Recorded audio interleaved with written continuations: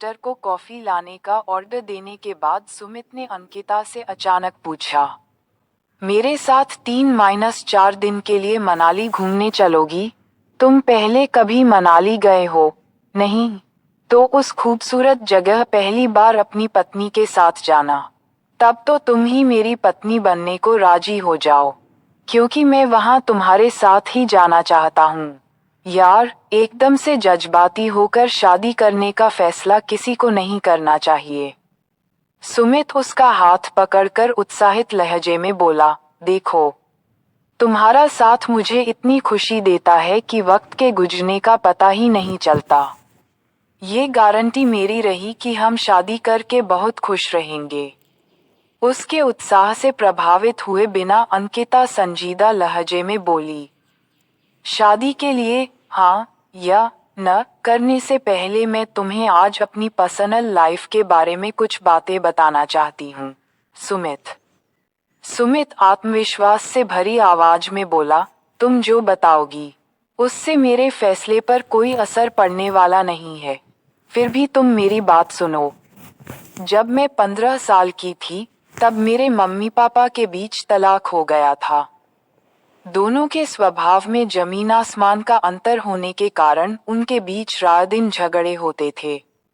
तलाक के 2 साल बाद पापा ने दूसरी शादी कर ली। ढेर सारी दौलत कमाने की इच्छुक मेरी माँ ने अपना ब्यूटी पार्लर खोल लिया। आज वे इतनी अमीर हो गई हैं कि समाज की परवाह किए बिना हर 2-3 साल बाद अपना प्रेमी बदल लेती हैं। हमारे जानकार लोग उन दोनों को इज्जत की नजरों से नहीं देखते हैं। अंकिता उसकी प्रतिक्रिया जानने के लिए रुकी हुई है।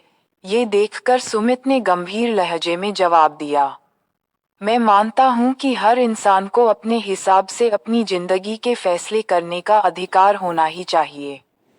तलाक लेने के बजाय रात दिन लड़कर अपनी अपनी जिंदगी बर्बाद करने का भी तो उन दोनों के लिए कोई औचित्य नहीं था। खुश रहने के लिए उन्होंने जो रास्ता चुना, वह सबको स्वीकार करना चाहिए। क्या तुम सचमुच ऐसी सोच रखते हो या मुझे खुश करने के लिए ऐसा बोल रहे हो? झूठ बोलना मेरी आदत नहीं है, अंकिता।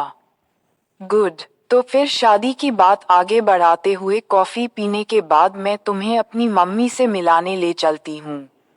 मैं उन्हें इंटरव्यू देने के लिए बिल्कुल तैयार हूँ।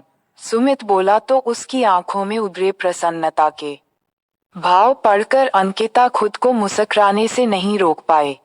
आधे घंटे बाद अंकिता सुमित को लेकर अपनी मां सीमा के ब्यूटी पार्लर में पहुंच गई। आकर्षक व्यक्तित्व वाली सीमा सुमित से गले लगकर मिली और पूछा, क्या तुम इस बात से हैरान नजर आ रहे हो कि हम मां बेटी की शक्लें आपस में बहुत मिलती हैं? आपने मेरी हैरानी का बिल्कुल ठीक कारण ढूंढा है, सुमित ने मुस्कुराते हुए जवाब दिया। हम दोनों की अक्ल भी एक ही ढंग से काम करती है। वह कैसे? हम दोनों ही जियो और जीने दो के सिद्धांत में विश्वास रखती हैं। उन लोगों से संबंध रखना हमें बिल्कुल पसंद नहीं जो हमारी जिंदगी में टेंशन पैदा करने की फिराक में रहते हों। मम्मी, अब सुमित से भी इसके बारे में कुछ पूछ लो, क्योंकि यह मुझसे शादी करना चाहता है। अंकिता ने अपनी बातूनी माँ को टोकना उचित समझा था। Really, this is good news. Seema ने एक बार फिर सुमित को गले से लगाकर खुश रहने का आशीर्वाद दिया और फिर अपनी बेटी से पूछा, क्या तुमने सुमित को अपने पापा से मिलवाया है? अभी नहीं। सीमा मुड़कर फौरन सुमित को समझाने लगी, जब तुम इसके पापा से मिलो तो उनके बेढंगे सवालों का बुरा मत मानना। उन्हें करीबी लोगों की जिंदगी में अनावश्यक हस्तक्षेप करने की गंदी आदत है, क्योंकि वे समझते हैं कि उनसे ज्यादा समझदार कोई और हो ही नहीं सकता। मॉम, सुमित यहाँ आपकी शिकायतें सुनने नहीं आया है। आप उसके बारे में कोई सवाल क्यों नहीं पूछ रही हैं? अंकिता ने एक बार फिर अपनी माँ को विषय परिवर्तन करने की सलाह दी। ओके माय डियर सुमित, मुझे तो तुमसे एक ही सवाल पूछना है। क्या तुम अंकिता के लिए अच्छे और विश्वसनीय जीवनसाथी साबित होंगे? मुझे पूरा विश्वास है कि शादी के बाद हम बहुत खुश रहेंगे, सुमित ने बेझिझक जवाब दिया। मैं नहीं चाहती कि अंकिता मेरी तरह जीवन साथी का चुनाव करने में गलती करे। मेरी सलाह तो यही है कि तुम दोनों शादी करने का फैसला जल्दबाजी में मत करना। एक दूसरे को अच्छी तरह से समझने के बाद अगर तुम दोनों शादी करने का फैसला करते हो तो सुखी विवाहित जीवन के लिए मेरा आशीर्वाद तुम दोनों को जरूर मिलेगा। थैंक यू आंटी, मैं तो बस अंकिता की हाँ का इंतजार कर रहा हूँ। गुड, प्लीज डोंट माइंड, पर इस वक्त मैं जरा जल्दी में हूँ। मैंने एक खास क्लाइंट को उसका ब्राइडल मेकअप करने के लिए अपॉइंटमेंट दे रखा है। तुम दोनों से फुर्सत से मिलने का कार्यक्रम मैं जल्दी बनाती हूँ। सीमा ने बारी बारी दोनों को प्यार से गले लगाया और फिर तेज चाल से चलती हुई पार्लर के अंदरूनी हिस्से में चली गई। बाहर आकर सुमित सीमा से हुई मुलाकात के बारे में चर्चा करना चाहता था, पर अंकिता ने उसे रोकते हुए कहा, मैं लगे हाथ अपने पापा को भी तुम्हारे बारे में बताने जा रही हूँ। मेरे फोन का स्पीकर ऑन है। हमारे बीच कैसे संबंध हैं, ये समझने के लिए तुम हमारी बातें ध्यान से सुनो, प्लीज। अंकिता ने अपने पापा को सुमित का परिचय देने के बाद जब उसके साथ शादी करने की इच्छा के बारे में बताया तो उन्होंने गंभीर लहजे में कहा, तुम सुमित को कल शाम घर ले आओ।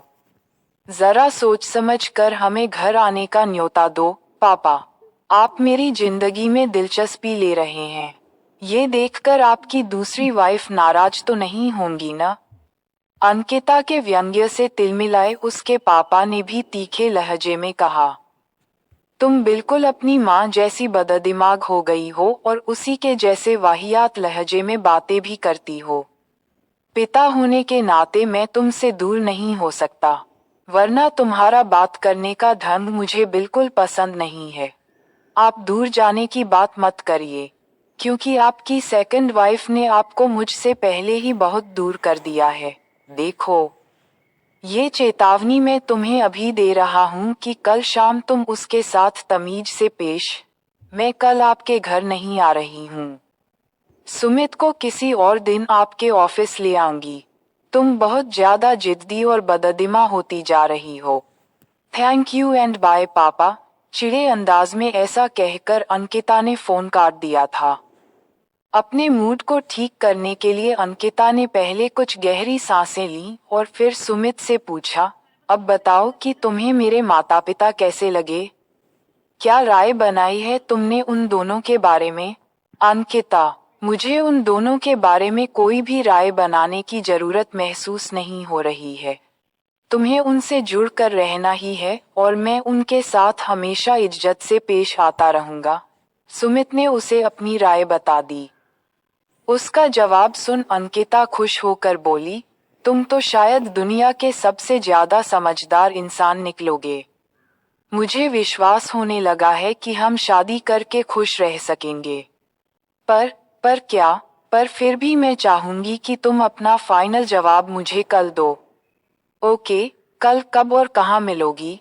करने को बहुत सी बातें होंगी, इसलिए नेहरू पार्क में मिलते हैं। ओके। अगले दिन रविवार को दोनों नेहरू पार्क में मिले। सुमित की आंखों में तनाव के भाव पढ़कर अंकिता ने मजाकिया लहजे में कहा, यार, इतनी ज्यादा टेंशन लेने की जरूरत नहीं है। तुम मुझसे शादी नहीं कर सकते हो। अपना यह फैसला बताने से तुम घबराओ मत। उसके मजाक को नजरअंदाज करते हुए सुमित गंभीर लहजे में बोला, कल रात को किसी लड़की ने मुझे फोन कर राजीव के बारे में बताया है। ये तो उसने अच्छा काम किया, नहीं तो आज मैं खुद ही तुम्हें उसके बारे में बताने वाली थी। अंकिता ने बिना विचलित हुए जवाब दिया। क्या तुम उसके बहुत ज्यादा करीब थी? हाँ। तुम दोनों एक दूसरे से दूर क्यों हो गए? उसका दिल मुझसे भर गया।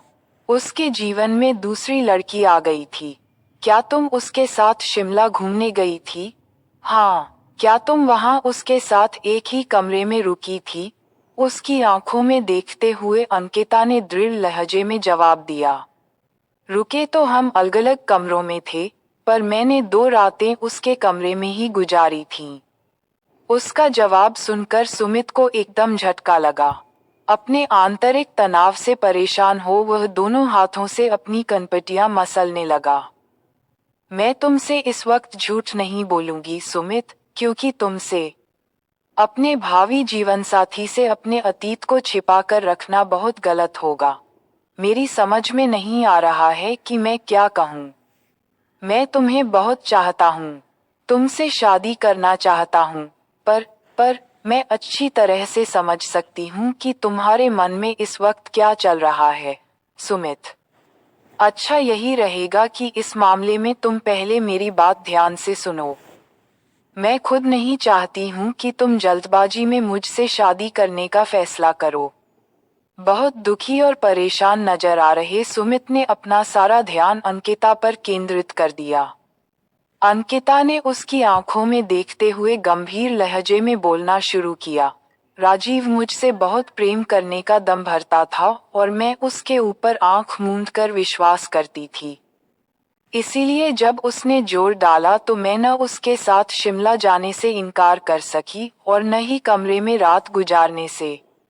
मैंने फैसला कर रखा है कि उस धोखेबाज इंसान को न पहचान पाने की अपनी गलती के लिए घुट-घुट कर जीने की सजा खुद को बिल्कुल नहीं दूंगी। अब तुम ही बताओ कि मुझे क्या करना चाहिए? क्या मैं आजीवन अपराधबोध का शिकार बनकर जीऊं? तुम्हारे प्रेम का जवाब प्रेम से न दूं? तुमसे शादी हो जाए तो हमेशा डरती कांपती रहूं कि कहीं से राजीव और मेरे अतीत के नजदीकी रिश्तों के बारे में तुम्हें पता न लग जाए। मैं चाहती हूं कि तुम भावुक होकर शादी के लिए हाँ मत कहो।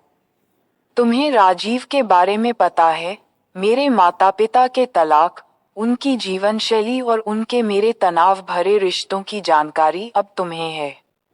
इन सब बातों को जानकर तुम्हारे मन में मेरी इज्जत कम हो गई हो या मेरी छवि बिगड़ गई हो, तो मेरे साथ 7 फेरे लेने का फैसला बदल दो। अंकिता की सारी बातें सुनकर सुमित जब खामोश बैठा रहा, तो अंकिता उठकर खड़ी हो गई और बुझे स्वर में बोली, तुम अपना फाइनल फैसला मुझे बाद में फोन करके बता देना। अभी मैं चलती हूँ। पार्क के गेट की तरफ बढ़ रही अंकिता को जब सुमित ने पीछे से आवाज देकर नहीं रोका, तो उसके तनमन में अजीब सी उदासी और मायूसी भरती चली गई थी।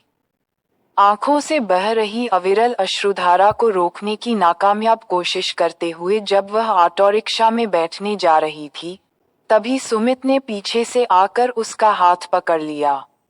उसकी फूली सांसें बता रही थीं कि वह दौड़ते हुए वहां पहुंचा था। तुम्हें मैं इतनी आसानी से जिंदगी से दूर नहीं होने दूंगा, मैडम, सुमित ने उसका हाथ थामकर भावुक लहजे में अपने दिल की बात कही। मेरे अतीत के कारण तुम हमारी शादी होने के बाद दुखी रहो, यह मेरे लिए असहनीय बात होगी। सुमित, अच्छा यही रहेगा कि हम दोस्त। उसके मुंह पर हाथ रखकर सुमित ने उसे आगे बोलने से रोका और कहा, जब तुम चलते चलते मेरी नजरों से ओझल हो गई, तो मेरा मन एकाएक गहरी उदासी से भर गया था। वह मेरे लिए एक महत्वपूर्ण फैसला करने की घड़ी थी, और मैंने फैसला कर लिया है। मेरा फैसला है कि मुझे अपनी बाकी की जिंदगी तुम्हारे ही साथ गुजारनी है। सुमित, भावुक होकर जल्दबाजी में उसके कहे पर ध्यान दिए बिना बहुत खुश नजर आ रहा सुमित बोले जा रहा था, मेरा यह अहम फैसला दिल से आया है, स्वीट हार्ट।